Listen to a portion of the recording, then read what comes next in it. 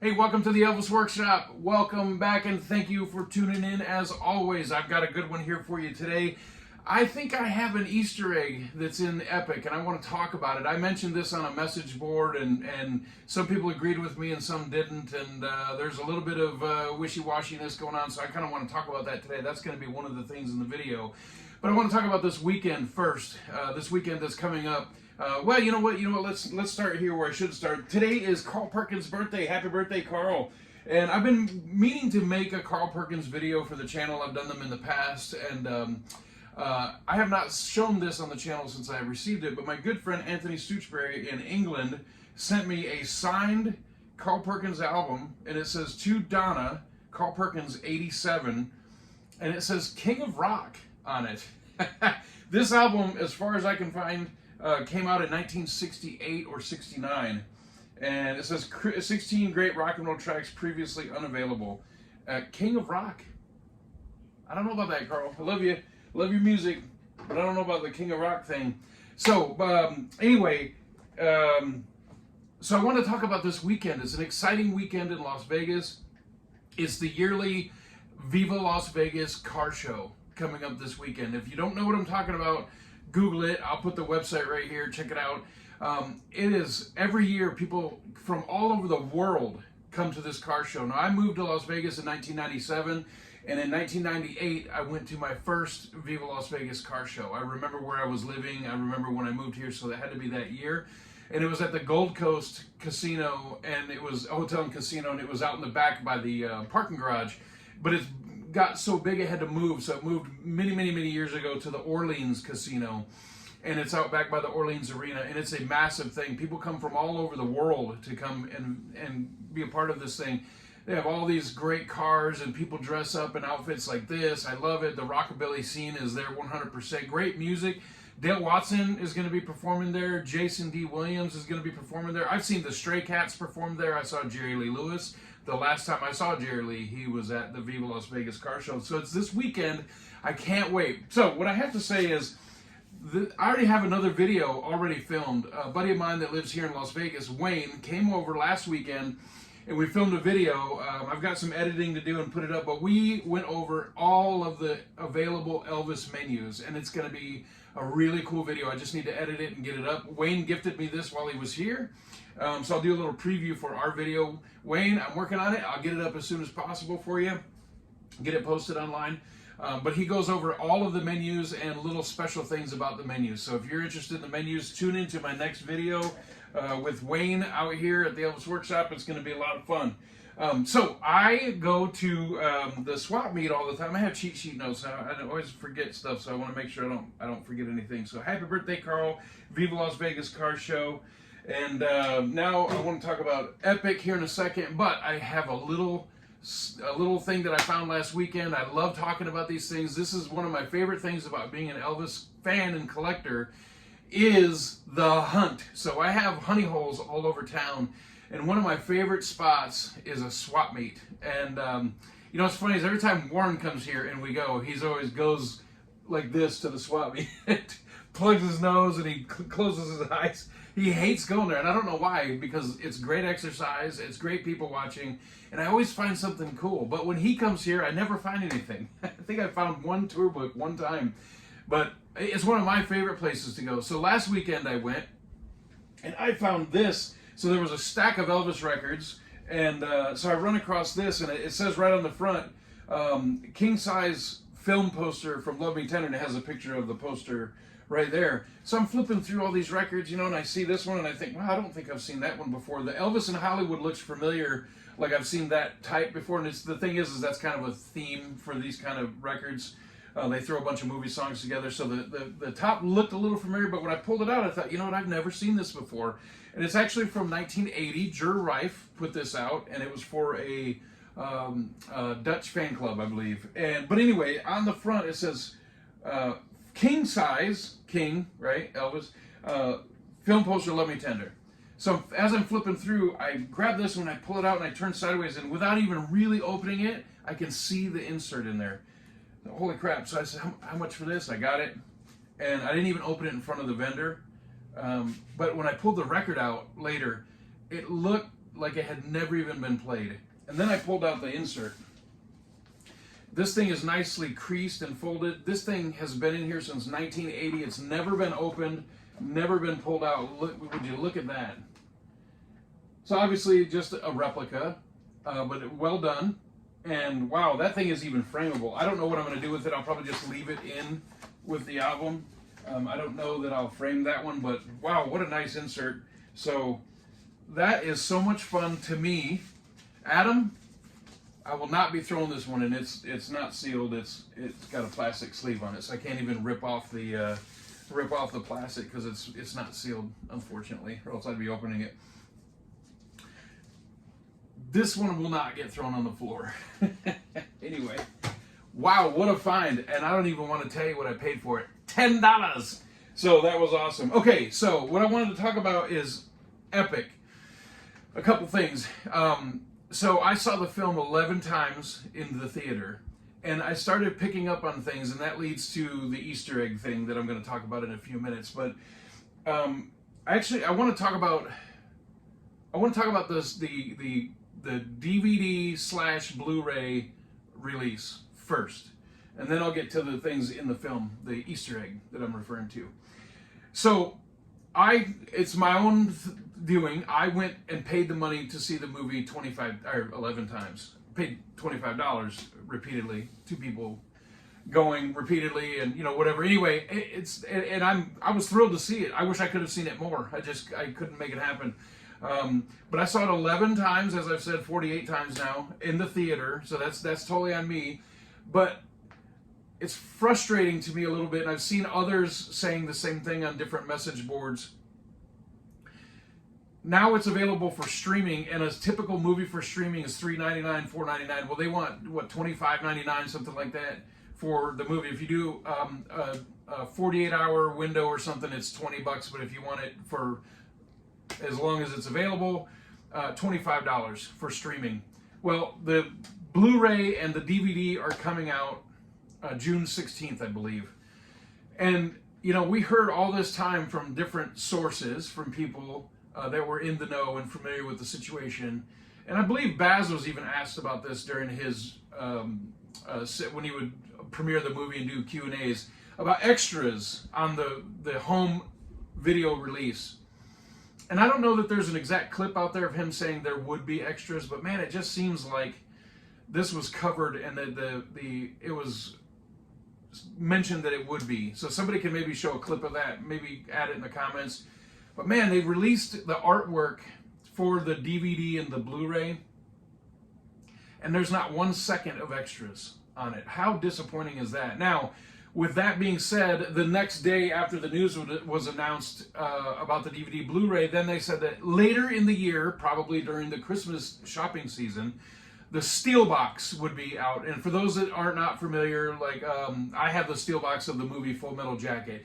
It comes in a steel box. It's a nice big collector's edition type thing. It says collector's edition, that kind of stuff on it, which I don't care about that. I don't buy anything that says that on it, but for that reason. But they're very nicely packaged, and then you open it up and the disc is in there. There's usually a book included, a small book, and then there's maybe an extra disc with extras and all that stuff. So they have the movie in the theater, and we all watch it multiple times. I don't think I know anybody that just saw it once. Maybe a few people, but most people saw it multiple times. Okay, now it's available for streaming before the hard copy's out. So we have to pay $25 if we want to stream it. By the way, I did not. I have not. I want to watch it, but I can't justify that. And because I know that pretty soon I'm going to have the hard copy myself. Why would I pay the $25 to have it streamed forever when I can buy my own copy? So I have not done the streaming. So then the DVD Blu-ray comes out on June 16th with 0 extras. Very, very disappointing. And then the Steelbox is going to come out probably during the Christmas season. So we hope some extras are on there. That is, I have to just tell you, that's been really disappointing. When I saw that artwork, I looked at the back cover and I looked for the details of the extras, and there were 0 extras, not any. It's very disappointing. Baz, come on, man. Come on. Come on. We waited so many decades for this, and we finally get it, and it's fantastic. It's an absolute masterpiece. but the home release has nothing. Anyway, I don't want to beat up the point too much, but that's one thing I wanted to talk about. Now, two other things about the movie itself. Did you see The Fly? I've mentioned this to a few people, and most of them say, what are you talking about? This is from people that saw the movie over and over. So when I watched the movie repeatedly, I started picking up things that I had missed before. And in the scene when Elvis is in the dressing room, which is under the stage, and if you're facing the stage, it's to the left underneath. When he's in the dressing room, and he's sitting there, and he says, "Hey, Charlie, tell him about that crystal clear." Give him that crystal clear face. When Elvis is sitting there, and he kind of goes like this a little bit with his face, if you watch the movie, there's a fly buzzing around his face, and then he's got his arm like this, outstretched, and he's got a long sleeve shirt on, the flowery shirt, and his arm is resting on the seat, and the fly lands right on his wrist right here. You can totally see it. And I asked somebody about it, and they said, "Yeah, I saw it, and I thought there was a fly in the theater." I'm like, the fly is this big in the theater. It's not a real fly in the theater, but it's definitely in the movie. Now, I don't think that that's why it didn't make the original cut, if that's the way it is, or the second edition. I just think it didn't fit their formula of what they wanted to show in the movie. But it made it into EPiC, and the fly is in there. So if you have not seen that, the next time you watch the movie, watch Elvis. He's making that face, and he's kind of blinking a little bit, and he's moving his head around. He's avoiding a fly, and then the fly lands on him, and it's walking around in circles while he's talking. Anyway, to the grand finale of the video. I believe wholeheartedly that I have discovered, and I'm not like crazy conspiracy guy and all that stuff, but I do believe that Lisa Marie Presley's vocals can be heard for just a couple of seconds, buried deep in the movie, and not credited. So where and what the hell am I talking about? So on the 11th showing of the movie is when I noticed this. And now I did watch the movie in multiple different theaters. I think I saw it in 4 or 5 different theaters, and it was the last one when I heard this. And what it is during the song "In the Ghetto," when the harmonies kick in, you can hear her singing on the harmonies. So in 1997, in the Mid-South Coliseum show in Memphis, Tennessee, they had a duet of Elvis and Lisa singing "In the Ghetto." And I believe she put it out on one of her CDs or a special release or something years later, and she may have re-recorded it, or they may have used that, I don't know, that first one from 97. That I don't know. I'm not speculating. I don't know. I'm just saying I don't know. But she was recorded singing "In the Ghetto." It has been released. So in the movie, when Elvis is doing "In the Ghetto" and the harmonies kick in, I very distinctly, during the theatrical presentation, heard her voice. Okay. With that being said, later I came and listened to my CD of it, and it's not there. I also have it on iTunes, and I listened on iTunes, and it's not there. But I know what I heard in the theater, and I know a few people that are heavy duty into music, mixing music. One of them works for the FTD label. And I threw this out there in a private chat and said, "Hey, I thought I heard Lisa singing," and the response I immediately got back was, "You're correct, that is her." Okay, so then with that being said, I posted it on an EPiC fan group and mentioned it, and a few people said that they thought they heard that as well. And then there was one group member who I hold no ill will against, that asked where I got this confirmation from. And so I said somebody that works for FTD. I didn't feel at liberty to say their name because they didn't know about the conversation. I didn't want to throw that out. Same thing here in this video. And so she took it upon herself, which is totally fine, to email Jameson, the person that did this soundtrack, and asked him about it. And his response, which I have here, said, "No, but that would have been a great idea. They didn't think about it." So my question would be, did he have only to do with the CD version, soundtrack, the LP, iTunes, but not the theatrical version? The soundtrack has a lot of different versions of the songs that are in the actual movie itself. They didn't just take the music from the movie and just put it on a CD. if you watch the movie and then listen to the CD, there are quite a few differences. So it's a whole different animal. The actual soundtrack that you hear in the movie is not what is specifically on this note for note. A lot of it is, but there's quite a bit that is not. So my contention is, and my opinion is, that in the harmony section of In the Ghetto, Lisa Marie is buried in the mix. In the theater, very clearly heard it, and it was very distinctive. Her voice, look, I'm not a hater. I met Lisa several times. I didn't know her, but I met her several times. She was very sweet. She was very nice to me the times I met her. And I appreciate, you know, the struggle that she went through. Her life, she just lived in a fishbowl. I actually feel very bad for her in a lot of instances, a lot of ways. But she wasn't a great singer. I saw her in concert 4 times. She wasn't a great singer. Her voice is very distinctive. It's not distinctive in a great way. She tried. I like some of the songs she did, you know, but she just didn't have it. She didn't have what her dad had, but nobody does really, you know. So, but when I was in that theater the last time, I knew what I was hearing. In that moment, I thought, oh, wow, that's Lisa singing. I thought, well, that's cool. And then, but Jameson said, no, she's not on here. But that doesn't mean that she's not in the actual movie. So I'd love your opinion on it. If you watched the movie and thought the same thing, let me know. And if it's streaming now and you have it, I would ask you to go to In the Ghetto and listen to when the harmonies kick in and listen closely. You can hear her buried in that mix. She's there. That's just my personal opinion, but it's backed up by several people whose opinion I really, really value. And what I'm thinking is that these people, once they get their home media, which I hope it's on there, the Blu-ray, that they can take that audio and strip it out and expose her vocals on there. I hope that can happen. I don't know. That's not my thing. I don't know.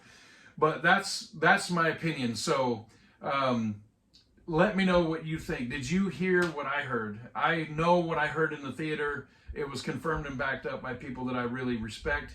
And then it was kind of kicked around a little bit and debunked. But I believe that she is on the theatrical release, not this one. So tell me what you think. Check out the next video, Menus. It's a good one. It's already filmed. I just need to edit it and post it.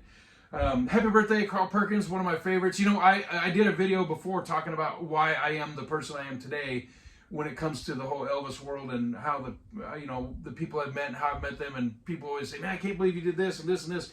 Carl Perkins is actually the reason why. And I don't want to go over the whole story again. I did a video about it. Go check it out because it's an amazing story. I was 20 feet from Carl Perkins and he was alone and I didn't talk to him. And you got to go watch the video to see the story. It's on my feed somewhere. Just scroll down, you'll see it. Cool find at the swap meet. Always go out and dig around. You'll never know what you'll find. There's all kinds of cool stuff out there.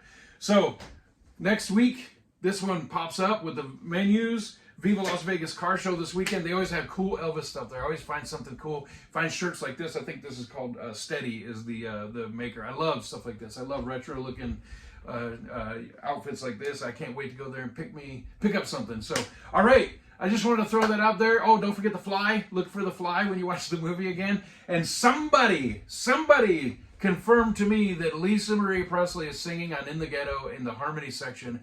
I know what I heard. Did you hear it? Let me know what you think in the comments. I hope you like this video, and if you don't, it's because you ain't nothing but a hound dog. All right, I'll see you next time. Go watch EPiC.